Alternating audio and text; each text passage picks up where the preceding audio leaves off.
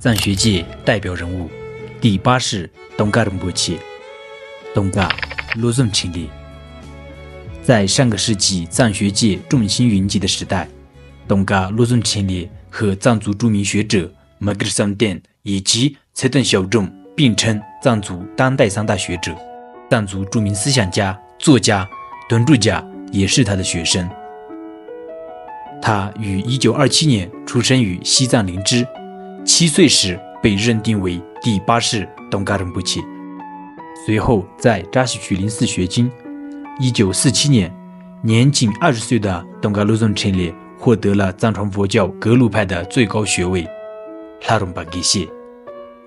1959年，中央民族学院开办古藏文专修班，被推荐担任藏文老师。1961年返回西藏后，开始了为期11年的劳动生活。1978年恢复工作后，重新回到中央民族学院任教。1987年，国家人事部授予东嘎罗尊钦烈国家级有突出贡献的优秀专家称号，后调到西藏大学担任教授，论著有《西藏教育论》、西藏的政教合一制度、西藏各教派斗争史，还参加了藏汉大词典、布达拉宫史等的编写和审定。1997年7月22日，东嘎罗尊钦烈在美国洛杉矶去世，享年70岁。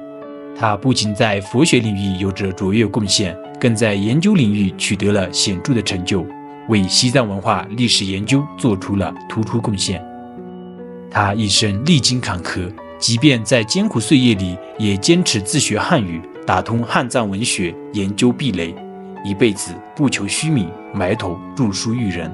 把全部精力用来保护、传承藏族传统文化。他是藏族文化的守护者，被后世尊为现代藏学的奠基人。所有学习藏文、研究藏文化的人，几乎都会研读他的著作。抖音